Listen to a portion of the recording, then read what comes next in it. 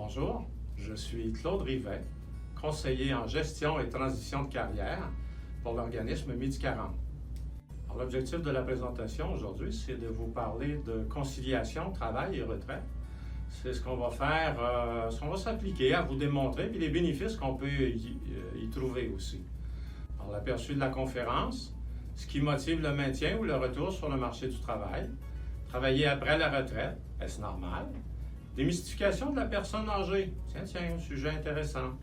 Bénéfices du maintien ou du retour sur le marché du travail. Alors, tous ces éléments-là vont être discutés et présentés tout à l'heure. Alors, si vous songez à un retour sur le marché du travail, demeurez attentif à cette présentation, ça vous concerne. Alors, le sujet aujourd'hui qu'on va aborder, la conciliation travail-retraite. Parce que pour nous, c'est maintenant possible. On sait qu'un nombre grandissant de baby boomers travaillent au-delà de leur 60e et même de leur 65e anniversaire pour des raisons financières ou simplement parce qu'ils apprécient leur vie professionnelle. Alors, plusieurs options s'avèrent disponibles, temps plein, temps partiel, contractuel ou encore saisonnier. Alors, les retraités sont de plus en plus présents sur le marché du travail et la tendance ira en s'accentuant. Pour nous, c'est un objectif tout à fait réaliste. Alors, l'évolution de la société nous permet aujourd'hui d'envisager favorablement de rester actif professionnellement tout en prenant soin de sa santé et de son bonheur. Ce qui motive le retour sur le marché du travail, c'est bien simple. Les gens nous disent « je m'ennuie, j'ai besoin de revenus supplémentaires, je ne sais pas faire autre chose, je veux me rendre utile aussi » ou encore « mes amis sont plus disponibles ou tout simplement plus là ». J'ai envie de donner un sens à ma vie, je veux maintenir la santé, me maintenir actif aussi et maintenir mes connaissances au jour, c'est un autre élément important. On me dit aussi faire partie de la parade, c'est-à-dire avoir l'impression que je contribue moi aussi à la société. Alors évidemment, il y a un élément important, c'est quand c'est samedi tous les jours de la semaine, ça devient plate et ennuyant. Ça, c'est une réalité pour les gens qui sont à la retraite. On passe 47% de notre vie au travail. C'est un peu normal aussi de s'ennuyer à la retraite. La science a connu beaucoup de progrès ces dernières années. L'espérance de vie est maintenant de 83 ans pour les hommes et de 87 ans pour les femmes. Il y a donc entre 18 et 22 ans de vie active après l'âge de 65 ans. Scientifiquement, il est prouvé que les personnes de plus de 65 ans sont en meilleure santé que les générations précédentes. C'est une information importante. Alors, la soixantaine constitue maintenant une nouvelle phase de la vie qui peut être mise à contribution en conciliant la retraite et le travail. Poursuivre sa vie professionnelle. Pourquoi pas? Selon Statistique Canada, une retraite traditionnelle, conjuguée à un faible niveau d'activité, pourrait être un facteur de décroissance rapide de l'état de santé général. C'est une information à considérer. L'évolution de la société nous amène vers une nouvelle réalité, ce qu'on appelle la retraite active. Alors, une retraite active pourrait inclure un emploi à temps plein, à temps partiel, ou selon votre choix, une conciliation travail et surtout vie personnelle. Maintenant qu'il n'y a plus d'obligations dans votre vie, on peut faire les choses autrement. Après tout, on ne joue pas au golf tous les jours de l'année. Une nouvelle réalité dans le marché du travail. Les employeurs ont besoin de vous maintenant. Le marché du travail est plus ouvert à accueillir des personnes expérimentées. Il y a probablement des possibilités de travailler 3 jours, 4 jours, 5 jours par semaine, selon le choix que vous ferez. Temps plein ou temps partiel. On a tous des forces. Pourquoi ne pas les exploiter? Alors, vous avez des doutes? Vous n'êtes pas convaincu? Portez attention à ce qui suit. Voici les caractéristiques d'un bon travailleur en 2022. On parle d'autonomie, de peut rencontrer ses obligations, engagé envers l'entreprise, on parle de loyauté et dévouement, un intérêt à apprendre. Dans les faits, on parle de savoir-être, savoir-faire et savoir tout court. Et ça, c'est accessible pour la majorité des gens. De façon générale, l'opinion populaire se transforme. Pour vous rappeler, il y a quelques années, Liberté 55, finalement, ça s'est avéré une utopie. Le gouvernement du Québec s'est engagé depuis à mettre en œuvre plusieurs mesures afin de répondre aux besoins exprimés par les partenaires du marché du travail, les entreprises en l'occurrence, face à la pénurie de travailleurs.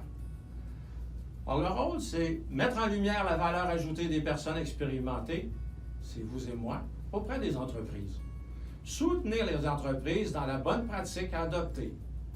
Favoriser l'embauche, le maintien et le retour en emploi de travailleurs expérimentés. Or, il est maintenant clair pour moi, avoir 50, 55, 65 ans et plus, c'est une compétence en soi. Il y a une information que j'ai prélevée il y a quelques années, qui est issue du journal Le Soleil, qui dit que de plus en plus de travailleurs au-delà de 60 ans vont être maintenus sur le marché du travail. On dit le taux d'emploi chez les 65 ans et plus au Québec.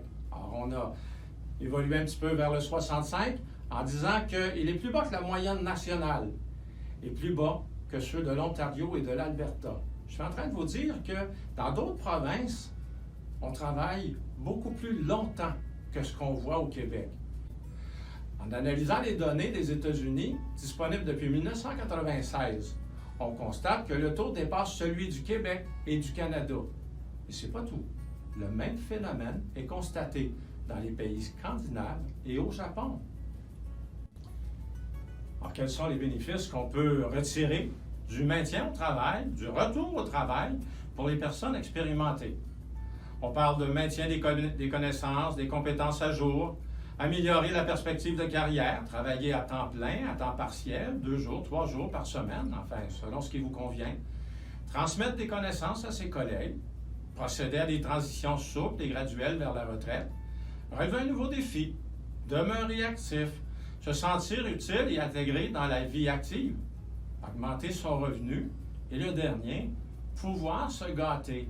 Ça veut dire des voyages, le restaurant, des spectacles, participer à la vie tout simplement. Je vais introduire une nouvelle information maintenant. On parle de préjugés sur l'âgisme. Préjugés contre une personne ou un groupe de personnes en raison de l'âge.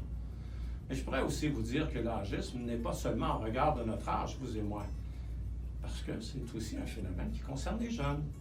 Ceux qui sortent des études de l'université, qui ont terminé un diplôme, un brevet. On leur dit « Bravo, félicitations ». Vous savez quoi comme expérience? Vous repasserez dans quelques années quand vous aurez fait vos classes. Alors voyez-vous que finalement, on pense être désavantagé face à un phénomène qui s'appelle l'âge, mais ça touche tout le monde. Je vais maintenant vous parler des grandes transitions de la vie. En début de carrière, ce qui nous questionne, c'est qu'est-ce que je veux faire? À la quarantaine, c'est qu'est-ce que je veux être? Et suite à la retraite, c'est qu'est-ce que je veux vivre? J'ai une bonne question pour vous. De façon générale, l'employeur a-t-il de l'intérêt pour l'embauche d'une personne âgée? Alors, j'ai une mauvaise et une bonne nouvelle pour vous. L'employeur n'embauche pas un travailleur âgé. C'est une réalité. Et la bonne nouvelle, en contrepartie, il achète son expérience, ses connaissances, ses compétences, ses vieux trucs, parce qu'il a à peu près tout essayé, la stabilité au travail et le legs de son savoir. Êtes-vous d'accord avec moi? Avoir 55, 60, 65 ans et plus est une compétence en soi.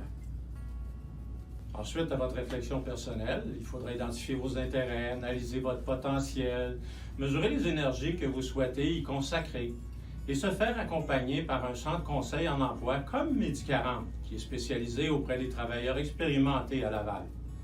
Alors, si votre retraite manque de piquant, vous souhaitez donner un nouveau sens à votre vie, des services d'accompagnement professionnel gratuits.